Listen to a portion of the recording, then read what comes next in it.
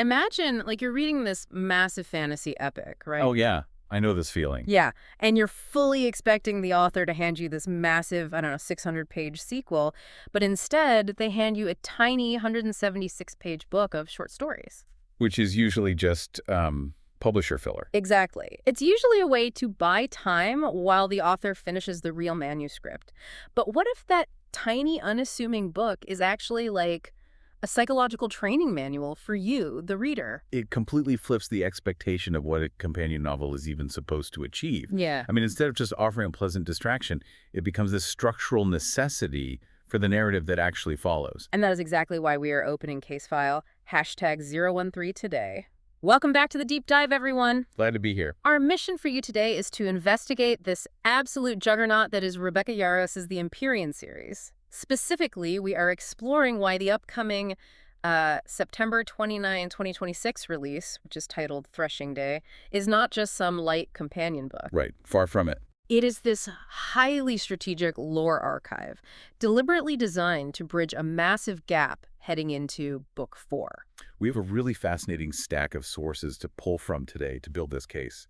We're looking at literary critiques, official publishing announcements, these massive wiki lore guides, and some incredibly detailed fan theories that try to decode where this whole universe is heading next. Now, if you look at these sources, what immediately jumps out is the absolute divide in how people view this entire series. Oh, it's night and day. It really is. On one hand, you have readers, and this is actually a direct quote from one of our academic sources looking at spicy literature, who read these books knowing full well it is a, quote, cotton candy snack. Yeah. They enjoy it strictly for the entertainment value because, and I quote again, Ermiger Durgans. Which, you know, is a completely valid approach to literature. I mean, entertainment and escapism have immense value. Yeah. But then, in that exact same source, you have readers praising the series for tackling incredibly deep political themes.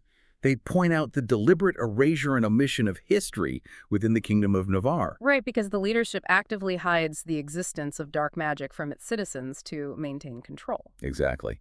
And critics draw these direct parallels to how the history of slavery and marginalization is debated and taught in America today. And obviously, we're not taking any sides on the politics of that. We are just reporting on what the critics are seeing in the text. Yeah, it is wild that one single series can be a cotton candy snack to one person and this profound commentary on historical erasure to another. Both perspectives are completely valid depending on what you want out of a book. Absolutely. But today's deep dive is going to show you how this upcoming release, Threshing Day, actually caters to both the lore-obsessed academic and the casual dragon fan. So, okay, let's unpack this because we really have to address the dragon in the room. What exactly is releasing this September? Because fans were absolutely desperate for Book 4, especially after that brutal cliffhanger in Onyx Storm, but they are getting something entirely different. The confusion in the fandom is just palpable, and understandably so. Threshing Day releases on September 29th, 2026. And as you mentioned, it's a 176-page book, but the publisher has been very clear that it is explicitly not Book 4 of the main narrative. Right. It is the fourth book, published in the chronological release order, but it doesn't advance the present-day plot. Exactly. Instead, it's this collection of 13 short stories. Each story focuses on different characters and dragons, all set during the events of Threshing Day.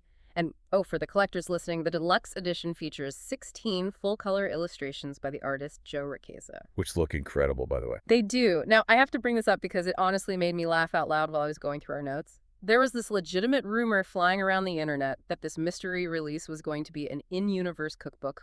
Oh, yeah. Yarros actually had to officially shut that rumor down at a convention. I can't even imagine. Yeah, as she pointed out to the audience, aside from a very specific slice of chocolate cake, food isn't exactly a major thematic focus in the Empyrean world, so it's certainly not a cookbook. Yeah. She also noted for the diehard fans that Govin Rierson's specific perspective from this collection of stories is going to be released separately on her website at a later date, rather than in this printed volume. Okay, so we're getting a short story collection instead of the main sequel.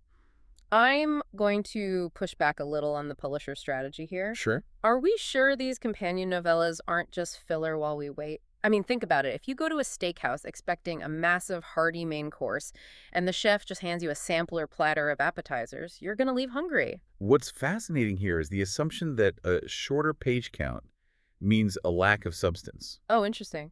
Yeah, it might look like a sampler platter on the surface, but it is actually a vital piece of architectural scaffolding. Yarros isn't just killing time because the main manuscript is delayed. This archive is meticulously preparing the reader for a massive structural shift in how the rest of the entire series is going to be told. Okay, so to understand why this strategy is so necessary, we really need to dig into why the author dedicated an entire separate book to this one specific event. Right. We have to understand the brutal reality of what Threshing Day actually means in the universe of Navarre and the Bashtith War College. Because if you're just a casual listener, you might think threshing is just like a magical sorting ceremony, like putting on a magic hat that tells you which dorm you sleep in. Oh no, far from it. It is a lethal sorting mechanism. Lethal? Very. To put it in perspective, threshing takes place every year on October 1st. This happens about 3 months after the first-year cadets enter the Riders Quadrant. These cadets have already survived the parapet, which is this deadly crossing over a ravine, and they've survived the gauntlet, a brutal physical obstacle course. So they're already toughened up. They are hardened, and yet on October 1st, they are released into a bowl-shaped forested valley from morning until nightfall simply to meet the dragons. And this is where the dynamic of the entire universe is firmly established. Humans do not choose the dragons. No, the dragons choose the humans. Right. It's not just a sorting hat situation. It's much more like high-stakes venture capitalism. The dragons are the ruthless investors, the human cadets are the startups, and if a dragon doesn't think you're going to provide a good return on their investment of magical power, they don't just deny you funding, they literally liquidate you on the spot. That analogy captures the utter lack of human agency in the process perfectly. The sources explicitly state that violence between human candidates is permitted during this trial, but more importantly, dragons can kill at will with zero repercussions. None. We see just how deadly this is in the text. I mean, in Satan Rierson's third year alone, 29 cadets died just on presentation day. And presentation day is just the pregame. That's the event right before threshing, where dragons just look at the candidates. If a dragon looks at a cadet and finds them physically unworthy, or if a human acts overly arrogant, the dragon can simply incinerate them. Just like that. There's no trial, there's no appeal, there's just a scorch mark left on the ground where a person used to be. I mean, it's like a college fraternity rush week, but if you don't get a bid, you get roasted alive. It really is. And the mechanics of the bond are just as unforgiving. If a dragon does choose a rider, the terror isn't over. Right, the flight test. Yes. The newly formed pair has to undergo an initial flight test right then and there. The dragon takes off, and the human has to hold on. If the rider lacks the physical grit to stay seated and falls off, the dragon doesn't swoop down to catch them. Wow. They simply decide that the human was too weak after all and let them plummet to their death. But if they manage to land successfully, we get to the core of why this lore is so important.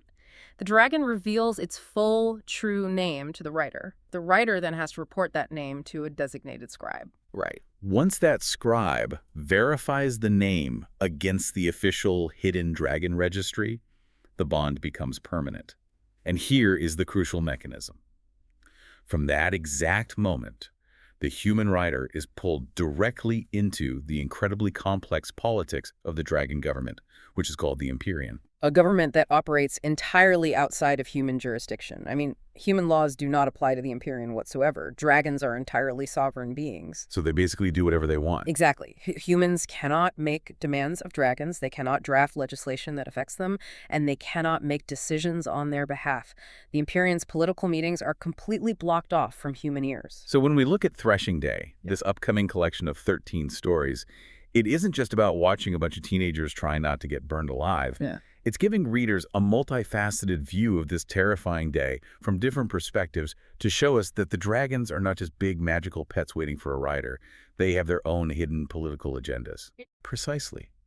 Think about the sheer scale of the disruption when Violet bonded with both Taryn and Andarna. It didn't just ruffle feathers among the human generals. It completely upended the power balance of the entire dragon quadrant. Oh, for sure. By seeing this specific day through 13 different sets of eyes, including the perspectives of the dragons themselves, we're going to realize just how deep the dragon's political maneuvering really goes. Okay, but here's where it gets really interesting, though. Examining Threshing Day from 13 different perspectives is no accident. Definitely not. It is highly calculated, because it is directly training the reader's brain for how Book 4 is going to be written. The scope of the main story is expanding massively, and the author knows she has to prepare us for it. We really have to look at the timeline to understand the publisher's strategy here. Book 4 doesn't even have a title yet, and it's been officially delayed until at least 2027. Which is agonizing. It is. Fans are understandably anxious, but Yarros has been very transparent about the mechanics behind this delay. Originally, she planned this narrative as a trilogy, but as the world-building expanded, she realized she needed more space, and it is now a confirmed 5-book series. She has stated she is plotting books 4 and 5 together simultaneously to ensure all these complex, magical, and political threads truly stick the landing. And she mentioned at a convention that book 4 is going to be, quote, on the heavier side. It's going to be a massive physical book. But the biggest change isn't the page count, it's the shifting perspectives. Right. Up until this point in the series, we have basically lived exclusively inside Violet Sorrengail's head with, a few occasional bonus chapters from Zeoman. But book 4 is officially expanding from a single point of view to at least 5 distinct internal monologues. We're going to be getting chapters from Violet, Vaden, Dane, Rydok, and Sloane. And that structural shift is exactly why jumping straight into book 4 would be incredibly jarring for a reader who is used to a tight single-character narrative. It's like moving from a solo acoustic performance to conducting a full symphony. You have to learn how all these different minds process magic and trauma. It's a huge leap. It is. You have Dane, the childhood friend with a massive rule-following complex who can read memories. You have Rydok, the comic relief squad mate who wields ice magic. And then you have Sloane. Now, Sloane is a siphon. Which is a huge deal. Huge. Let's explain what that actually means, because it completely changes how you read her perspective. A siphon doesn't just pull magic from their dragon to shoot fire or ice. They actively drain magic from other sources, including other people. So how does a reader balance the internal monologue of someone who absorbs and drains power against someone like Rydok who just wields it outwardly? That is a lot of complex magical theory to juggle in your head as a reader. Which brings us back to the sheer utility of Threshing Day. Yarros knows that abruptly jumping from a single POV to 5 distinct POVs in a 600-plus page epic fantasy could alienate her audience. By giving you this novella with 13 different short stories first, she is actively training your brain. She's teaching the listener how to quickly step outside of Violet's head, how to immediately grasp these other characters' internal motivations, and how to care about their survival just in time for the 5 POV explosion in book 4. It is literally a psychological training manual disguised as a cotton candy spinoff. Exactly. But it begs the question. Why do we desperately need this broader perspective? Why can't the author just keep the story simple and let us stay in Violet's head for the rest of the series? Because frankly, after the catastrophic events at the end of Onyx Storm, Violet's single point of view is no longer structurally reliable. The status quo of the entire Empyrean universe has been completely shattered. Shattered is the perfect word. We can't talk about expanding the perspectives without talking about why Violet's world just broke. The ending of Onyx Storm is just blow after blow. It really is. And we need to weave this recap into why we suddenly need 5 different sets of eyes to see the truth. The death toll alone completely destabilized the leadership. I mean, we lost Quinn, we lost Theophany, we lost Queen Mariah. But the reason everything has changed is because of what happened to our main characters. Xedan, the morally gray love interest we've all been rooting for, fully succumbs to dark magic. He turns into a full-fledged Vinane and Nassim. Which is devastating. To understand the gravity of this, we have to look at the mechanics of the magic system. Riders are supposed to draw magic safely through their dragons. But to save his dragon, Sealess, from being killed in battle, Xedan bypassed that safety mechanism. He drew magic directly from the earth itself. Right. That act makes him Venan, and the lore establishes that drawing raw power from the earth instantly begins to corrupt the user's soul. He leaves Violet a note that just says, "Don't look for me, it's yours now." Just gut-wrenching. But Violet's perspective is equally compromised because of her own massive reveals. We find out she has manifested a second signet power. She is a dreamwalker. Yeah, that changes everything. Now, if you are listening to this and thinking, wait, isn't dreamwalking just a cool spy trick? You have to remember Navarre's strict laws. Dreamwalking is an incredibly dangerous form of intrinsic magic. It means she can project her consciousness into other people's dreams. In a militarized society that relies on absolute secrecy to hide the existence of dark magic, the ability to bypass someone's mental shields and read their subconscious carries an automatic death sentence. If leadership finds out, they will execute her. Adding to the instability is the revelation about her golden dragon, Andarna. We finally learn that Andarna is actually an irid scorpion tail. A completely new breed. Right, she is a completely rare, mythic, seventh breed of dragon that the history books claim didn't even exist. The mechanism of her power is camouflage. She can bend light and magic to turn entirely invisible. The Irids want absolutely nothing to do with human politics, which means Violet is now bonded to a creature whose very existence defies the laws of the Empyrean. So what does this all mean for Book 4? Because we haven't even gotten to the most shocking part that proves Violet's mind is unreliable. After this massive, devastating battle where Ulzan turns evil and people die, Violet returns to Ryerson House with a 12-hour gap in her memory. 12 hours just gone. She has absolutely no idea what happened for half a day, but she wakes up wearing a wedding ring. She is legally bound to Zun by the goddess Dun. They got married, she doesn't remember a single second of it, and then we learn why. She specifically went to her ally Imogen, who has a mind-erasing signet, and actively asked Imogen to wipe her memory of the wedding. It is a staggering cliffhanger that leaves the reader completely unmoored. I am going to push back hard on this fan theory that she did it for tactical reasons, though. Wait, hold on. Even if her mind is a battlefield now that she's a dreamwalker, intentionally giving yourself amnesia in the middle of an active war sounds like a terrible tactical flaw. What if she forgot a crucial weakness of the enemy? Why would Violet erase her own memory immediately after getting married and watching her husband succumb to dark magic? Is there any precedent in the lore that proves giving yourself amnesia actually works? You are thinking like a traditional general managing troop movements, but we have to think like a covert operative hiding a nuclear launch code. Oh, wow. Okay. If we connect this to the bigger picture, and specifically to the mechanism of her new dreamwalking signet, it starts to make terrifying tactical sense. Violet is a dreamwalker, which means she can enter dreams. But the lore implies that powerful Venin, specifically the Venin sage named Berwin, can also manipulate dreams. Her mind is no longer a private sanctuary, it is a two-way door. Oh, I see. So if she knows something, the enemy can pull it out of her while she sleeps. Exactly. We know Berwin is incredibly manipulative.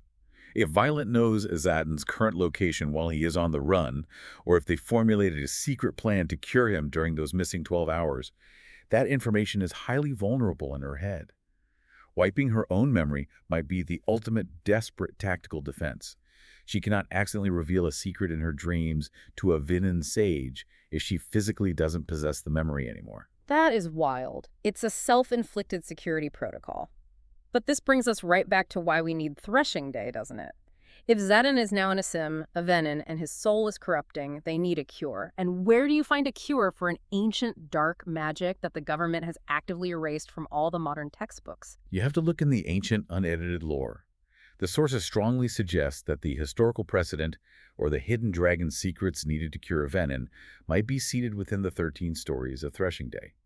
We know the dragons have been keeping the Venin a secret for centuries, specifically to protect their hatching grounds. By looking at Threshing Day from all these different perspectives, especially the dragon's points of view readers, might finally spot the subtle historical clues that Violet's father, the head scribe, left behind. So to summarize our deep dive today, Threshing Day is far, far more than a cotton candy snack. Yarros isn't just tossing us a few short stories to appease fans during a publication delay. This book is a highly calculated masterclass in shifting perspectives. It is designed to train readers to handle a sprawling, multi-POV war in books 4 and 5, while simultaneously burying the ancient historical lore needed to save Zadin's soul. It ultimately proves that understanding the architecture of a series, how the magic mechanisms are built, and why the author makes certain structural choices, helps you appreciate the story on a much deeper level. That holds true whether you're reading for the profound academic commentary on historical erasure, or you're just here for the thrill of the dragons. You get the popcorn and the prestige. But before we close this case file, we want to leave you, the listener, with one final provocative thought to mull over.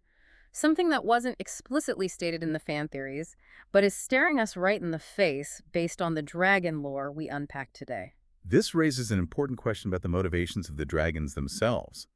We know they outlive humans by centuries. We know human laws do not apply to them.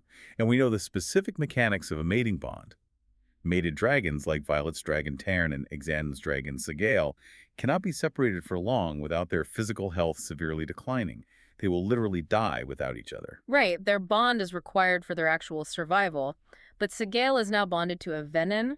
Her rider is corrupted by the Earth's dark magic. Precisely. So, consider this scenario.